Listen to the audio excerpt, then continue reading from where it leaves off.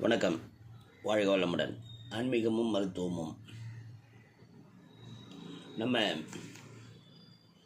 YouTube சேனலில் திருக்கற்காவூர் கர்ப்பரட்சாம்பிகை பற்றி ஒரு பதிவு இருக்குது.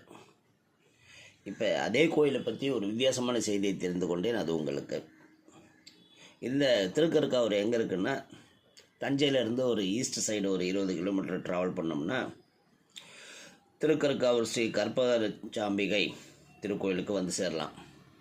சரி, அம்பிகையை பற்றி பேசும்போது கண்டிப்பாக அங்கே சிவன் இருப்பார்.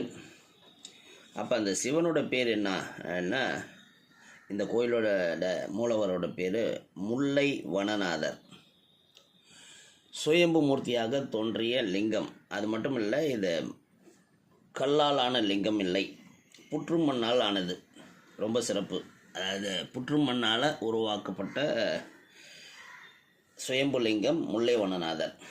இந்த கோயிலில் தலைவிருஷம் முல்லைக்கொடிங்கிறது ரொம்ப விசேஷம். வேறு எங்கேயும் அந்த மாதிரி முல்லைக்கொடி தலைவிருஷமாக இல்லை.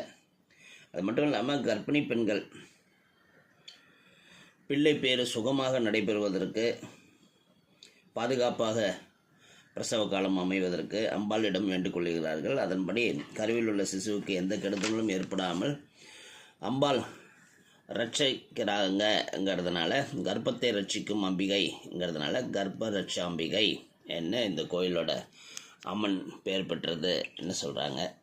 வாழ்க வளமுடன், நலமே சூழ்க.